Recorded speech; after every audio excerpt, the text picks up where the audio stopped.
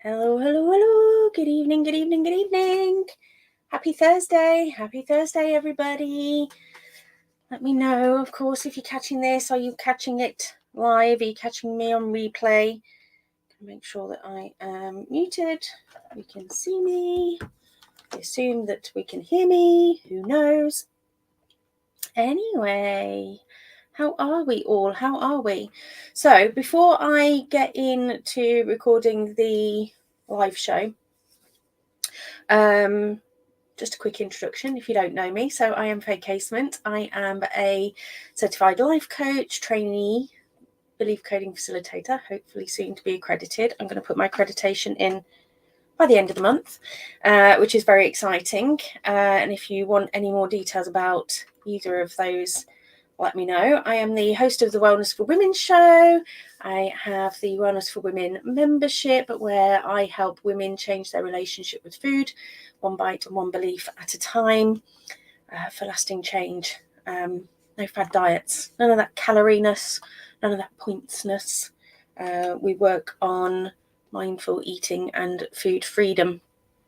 And there's probably some kind of link hanging around here. One seems to pop up every week that I don't know how to get rid of.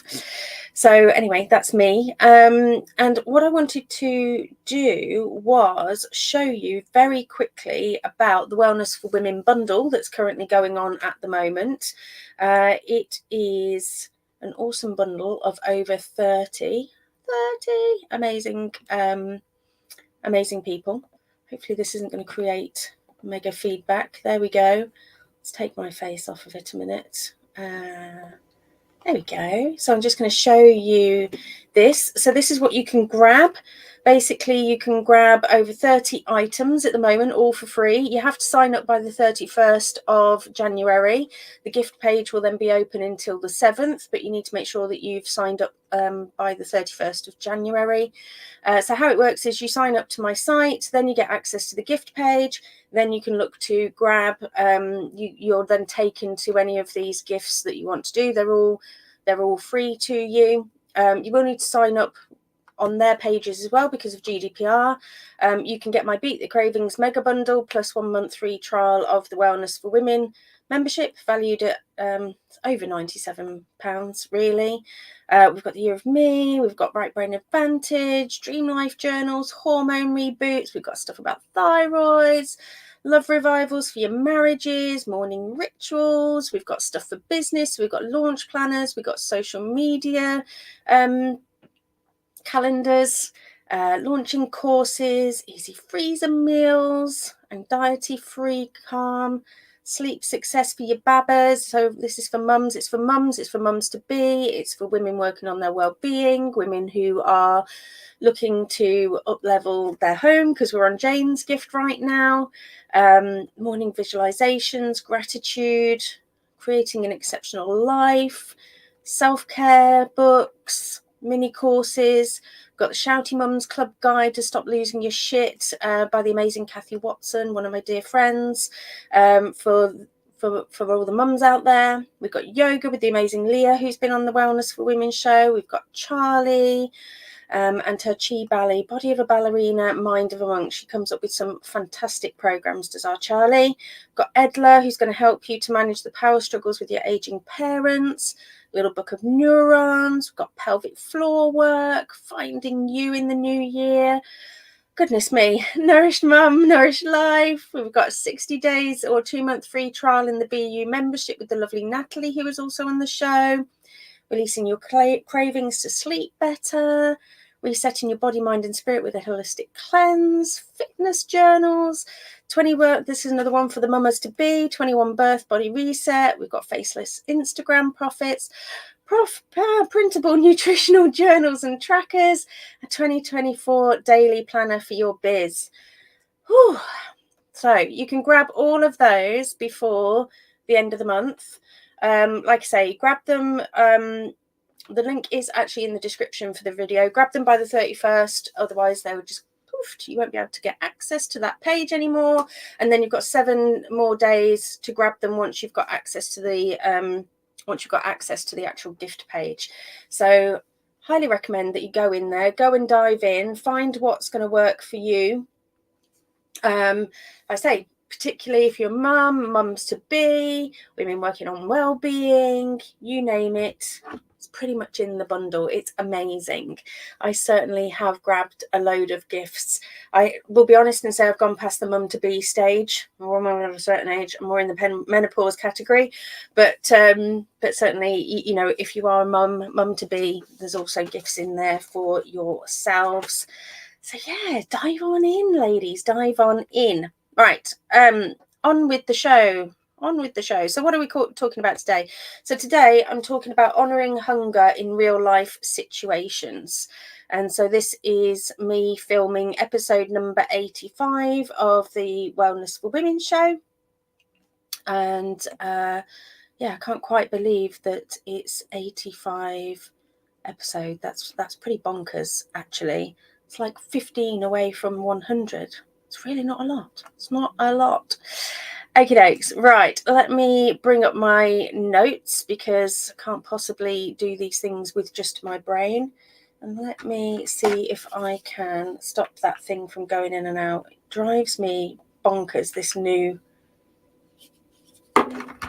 newfangled video majiggy where it is goes in and out. It likes to autofocus, but then it's just a bit weird. Let's sort that out. There we go. The whole point about me coming live is that I turn up raw. I'm not even dried my hair. I just had a shower.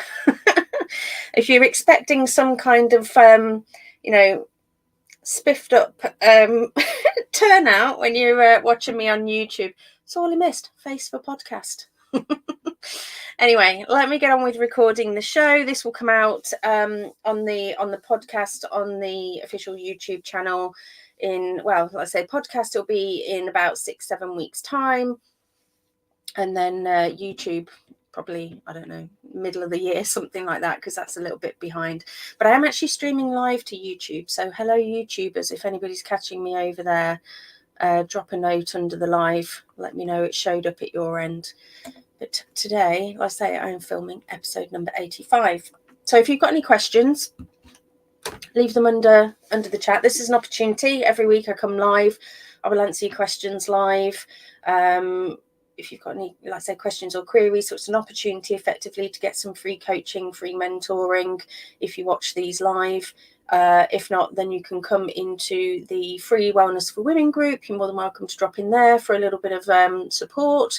Or other than that, it's the starting point with working with me, unless you want to work one-to-one, is the membership, which is literally £9 a month. So it's an absolute bargain for what value is in there. And of course, let me know, as usual, are you watching? #live, #replay. And of course, make sure you give all this the thumbs up as well. So let me get on with recording the show, and yeah, let me take that off. Okay. Hello, and welcome to episode number 85. Wowzers, not long until 100. So what? Absolutely bonkers. And on today's episode, I'm diving into what can sometimes seem like a tricky paradox, honouring your hunger and working on weight loss when navigating real life situations like lunch breaks, family meals, meals out, etc. So if you know anything about me, you know that I encourage intuitive style eating, changing your relationship with food, and if you're working on it, weight loss, and doing so with love, which means ditching the counting of calories, points, or fads, and listening to your mind, body, and soul. Now, you may be thinking, can you really achieve well-being goals without counting calories or obsessively tracking every point or macro? Can you really trust and listen to your body and change your relationship with food? And if you wish, lose weight? And the answer is yes. And why? Because our relationship with food and weight loss with love is about something deeper than superficial measurements on a scale or arbitrary calorie guidelines. And by focusing on listening to your body signals, understanding your emotional connections to food, and redefining how food and joyful movement fits into your life, you can embark on a sustainable path towards weight loss that doesn't have to compromise your mental well-being. Everybody give me a thumbs up for that one. So just take a moment and imagine no longer feeling guilt-ridden after enjoying something you perhaps would have previously called an indulgent treat, or experiencing anxiety around social gatherings centered around food. What if your weight loss journey felt light and loving and kind, and that you gave yourself full permission to free yourself from societal pressures while still achieving your desired results? How would that actually feel? And in today's show, I want to talk about navigating life and honouring hunger. So get ready to ditch the diet drama and dive on in with me. So first up, let's recap on what honouring hunger actually is.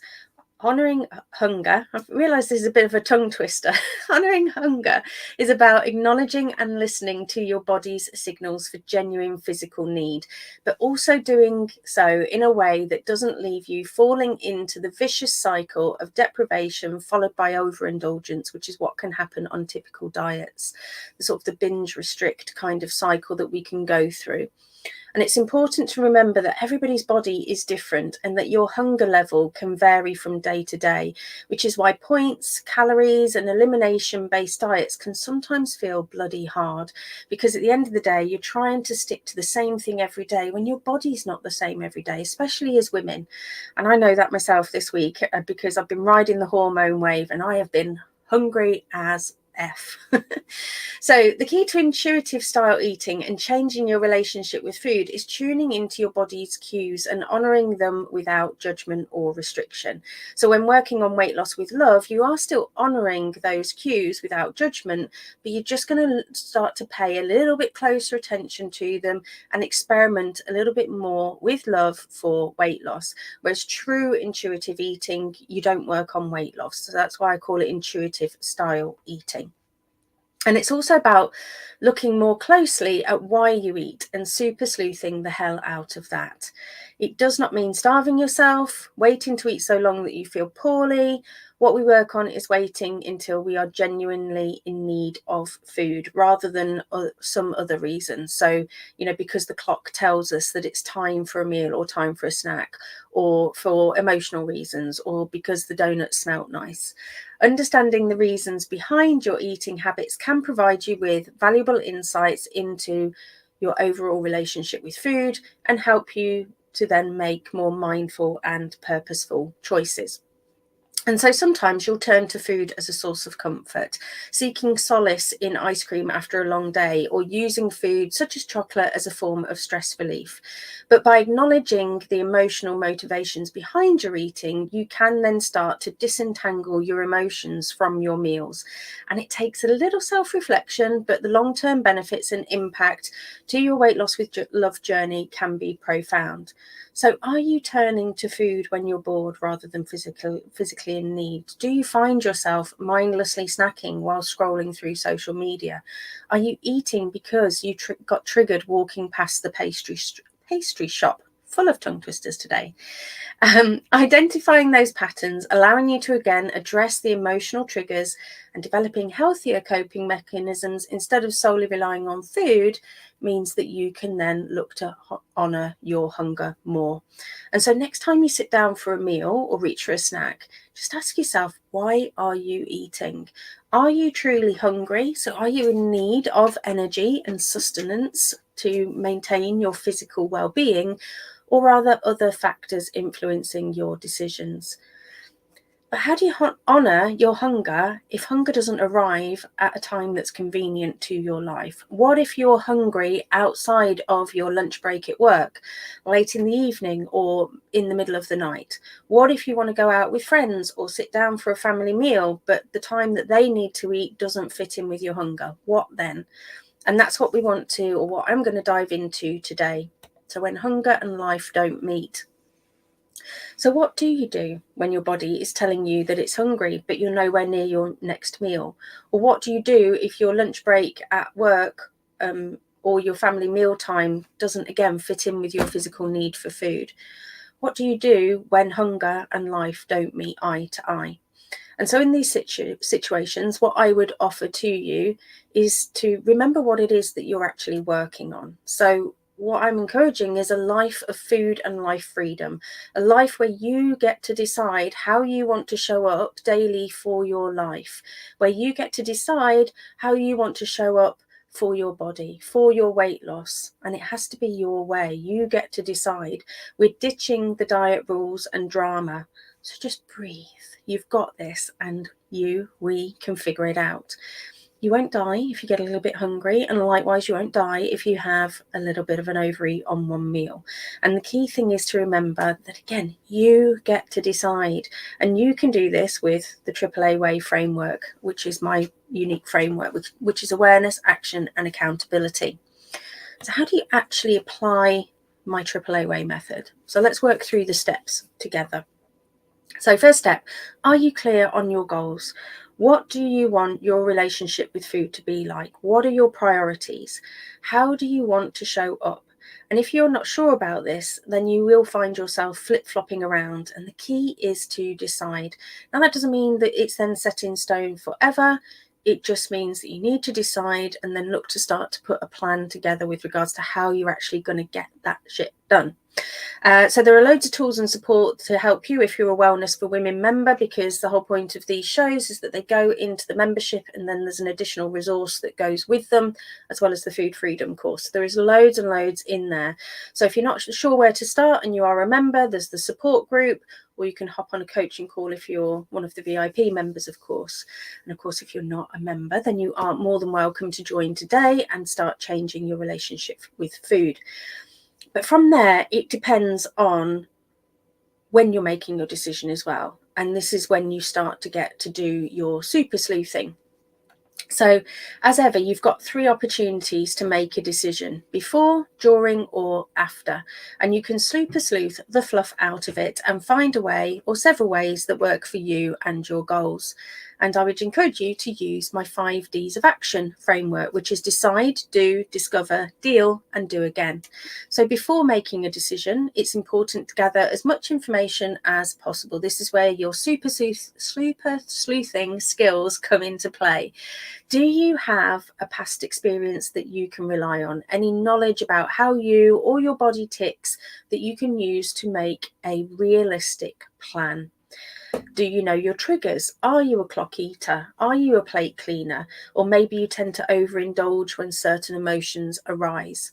So understanding your patterns and triggers can really help you to develop strategies to then avoid or manage them. And it's also helpful to consider any external factors that might be influencing your decision, such as your social settings or the availability of certain healthier food options, for example. So again, once you've taken the time, gone through a series of realistic plans and loving daily assessments, like I encourage in the membership, you're then going to start to gather that necessary information to really start to fine tune your realistic plans, because the realistic plan is not just about planning a food menu for the day. It's about then taking a look at what you've discovered. And so now comes the fun part. You get to be creative, looking for alternatives. Challenge yourself to think outside the box and to explore different possibilities. Notice if you have old food rules and norms. Are you just playing out old habit loops? There's always more ways than we tend to think, but we can be quite closed down because of those rules and those loops. So things like eating only in lunch breaks and family meals, these are also likely dictated to by your underlying beliefs. But the great thing is that you can change your beliefs if you want to, or you get to keep them and make them work for you. It's your choice. You get to decide.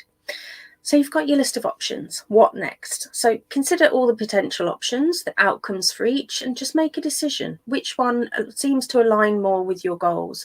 Which choice is likely to bring you closer to your desired outcome? Which, if any, has some pitfalls? Which, if any, might hinder your progress? Is there a difference in the short term or the long term? And again, you get to decide what you're going to try. So let's work out a couple of scenarios. But before we do that, I want to check in on the types of plans you are actually building. And so just have a little recap again about realistic planning for your success. So I encourage my members to make a super duper extra easy, realistic plan for the day. So check in and establish whether what you're planning is really realistic. Does your plan set you up for listening to your body and mind? Does it set you up for success towards your goals? So gone are the days of restrictive rules and rigid meal plans. Instead, I'm inviting you on a journey where you can foster a more harmonious relationship with food that not only nourishes your body, but also honors your own individual needs. And that requires flexibility and adaptability. So no rigid planning. One thing I used to hate was making a food plan when I was on a diet, sitting down, trying to figure out how I was going to spend my points or calories. And depending on what diet I was working on the time, there never seemed to be enough points for what I actually wanted to eat. And it always felt like I was robbing Peter to pay Paul. And there was dilemmas around trying to be good. Should I save points for the weekend? Wanting all the things, but not really feeling like I was allowed to eat them. And sure, pretty much all of the diets said that you could have what you wanted, but then you couldn't, not really, because the points wouldn't allow you to without you busting the limits. And it all just felt so complex and so limiting and so full of drama. Hence why it's all about ditching diet drama. And I hated it so much then that I wouldn't make a plan, flying by the seat of my pants, only to find that I'd eaten my allowance by lunchtime, and I was then looking down the barrel of yet another jacket potato or salad for dinner, which I then considered to be safe diet food. And there was also many a day when I would plan meals only then to find myself too tired to cook and grabbing takeout. The food that I needed from my plan somehow wasn't in the fridge, or it had gone off, or I was out and about and completely adrift as I didn't know how many points or calories were in the damn food item in front of me.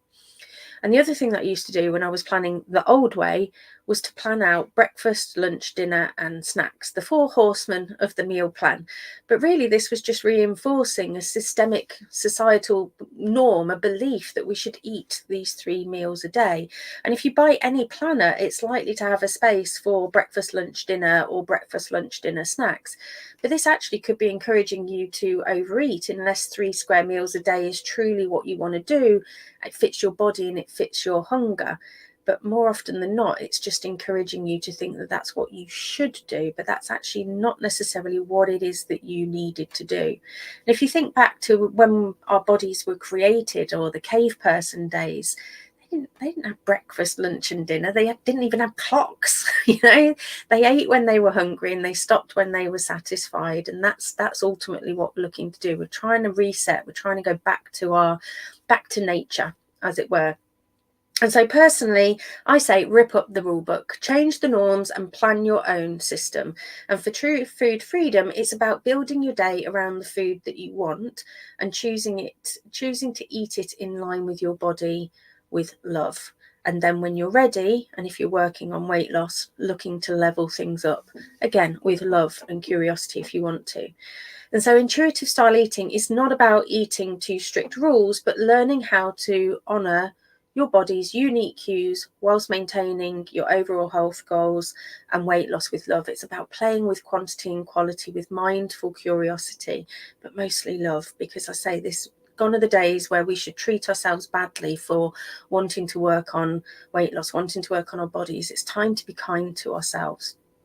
And when you embrace the realistic plan, as I outline in the AAA Way, for example, it's an opportunity to create ease in your day and creativity and self-discovery. So again, instead of rigidly adhering to set meal times, calories, points, or portion sizes dictated by outside sources, you can actually create a framework that allows you the freedom of choice based on your own individual appetites and how your day is shaping up.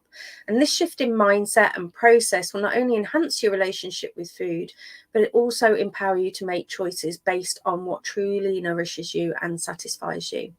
But the key here, as I said, is realistic.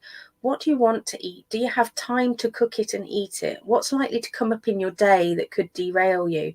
Do you need to build in some pivot points? How can you make your day easy? And these are just a few things to consider.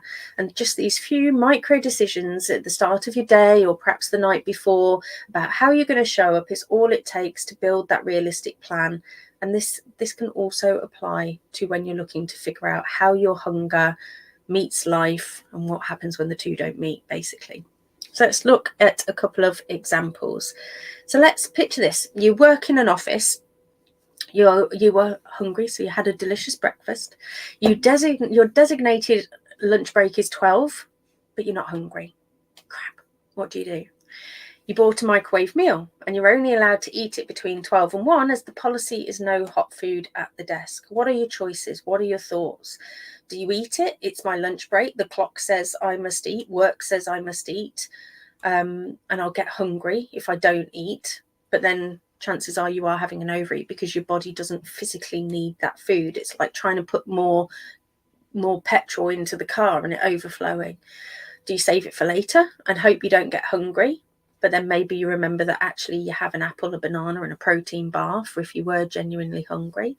Maybe you eat a bit, save or throw the rest. Maybe you go out and find something that you are allowed to eat at your desk instead later. And the answer here is that there is no right or wrong. There is absolutely no right or wrong. You get to decide, you get to do, then you get to discover, then you get to deal, and then you get to do it all again. And when I say deal, I mean deal with the physicals, deal with the emotionals. Just look to process that experience in a kind and loving way, just so that you can look to learn from it and just make some decisions. But by changing your relationship with food, and again, weight loss with love, it just is a series of decisions. That's all it is. But the key part really is, again, this discovery. What can you learn from it? What was the plan perhaps not realistic? Was perhaps the choice was the wrong thing, not taking the microwave meal, the hot food? So what can you build in? Can you build in some flexibility and pivot points and something that's still going to be able to give you the opportunity to honor your body and goals? Or do you decide to still keep eating by the clock, but then just perhaps look to adjust later on with love and no restriction, of course? So there's a number of ways in which you can work around this without the drama. And again, like I say, this is all about mindset work as well. Okay, another example. Let's say you are a stay-at-home mama and your kiddos are at school, or maybe you're a home worker. So you've got more flexibility than the office worker with the fixed lunch break. You realise that you're not hungry for lunch, but you then have this dilemma. Well, what if I am hungry for lunch about 3 o'clock, but then you think, I can't eat at 3 because then I won't be hungry for tea, or I won't be able to eat that special meal that I planned, or I won't be hungry enough to eat with the family, or if I eat at 3 I won't be hungry until it's too late. I can't possibly eat my dinner at 9 o'clock at night. So what are your choice? Again, what are the thoughts that you're going through? And this is to me is where some of the diet drama, and the weight loss dramas can come in, because we start toing and froing with ourselves, having these dilemmas, whereas actually we can decide how we want to show up. We can keep it easy. So what are your thoughts? What are your choices? You could eat it, but then you can't risk being hungry later on in the day. You could eat a bit again and save and throw the rest. You could wait for hunger, but then eat a smaller item, say around 3 o'clock, and conduct a loving experiment to see whether you are then hungry for your dinner and what time you are hungry for your dinner. Or maybe you could just eat at 3 and worry about the rest later. And just like before, there really is no right or wrong answer. The gold is in the discovery. Maybe it shows you that, again, like I say, the plan wasn't realistic. Maybe you need to build in pivot points for when your body isn't quite in tune with what you were trying and aiming for that day. Maybe you would decide to do more experimentation around clock eating. And for me, it's all about balance. And again, looking out for those food rules, looking out for those habits, looking out for old beliefs that might be leaving you stuck somewhere. So again, the meal in the evening, who said that you have to have a full plate? Who said that you have to eat what the family eats or when the family eats? Now, if you choose to, then you've just got an opportunity to figure out a way to make it work for you. With minimal impact on your goals. At the end of the day, 1 or 2 meals, 1 or 2 overeats, not likely to make vast differences. But again, we can add a lot of drama to these situations. We want to try and reduce the drama. Typically, more drama leads to more emotion, leads to more overeats. And that's when we dive into the biscuit barrels after, right? So what is absolutely critical, like I say, whatever you decide to do, is that you deal with it with love and compassion for yourself. We want a healthy relationship with food. No beatdowns, no judgments, just matter of fact, loving curiosity, and then a little bit of super sleuthing to see what we can improve mind, body, and soul. So keep it easy, keep it fun, enjoy the journey. Okay, right, that's it, folks. In summary, life is going to happen. Weight loss with any method is not a fine science, as there are just too many unique daily variables. Try your best, take ownership and do your best, grow and learn. But whatever you do for a healthy relationship with food, treat yourself with love and compassion. And of course, if you're not yet a member and you want to work on changing your relationship with food, one bite, one belief at a time, and with love, then make sure you check out the description. Come work with me. And if you want to work one-to-one, just drop me a #freedom on one of my socials and we'll have a natter. Okay, folks, that's it for this week. I'm going to love you and leave you. Have a good week. Bye for now. Okie dokie, that's the recording ended. I can't see any questions as yet, so I am genuinely going to love you and leave you for this week. I'm going to go check the group, check the YouTube, and yeah, if you want support, want to know more about how you can work on weight loss with love, then hit me up in social, leave me a #freedom either on my socials or drop me a DM. Let's have a natter. Let's see what could work for you. And final note, don't forget to grab the bundle, the amazing bundle, only up until the 31st of January, 6 p.m. Good old UK time. So make sure you check that out. Okie dokes, I'm going to love you and leave you. Have a fantastic week, and I will see you all next week. Bye.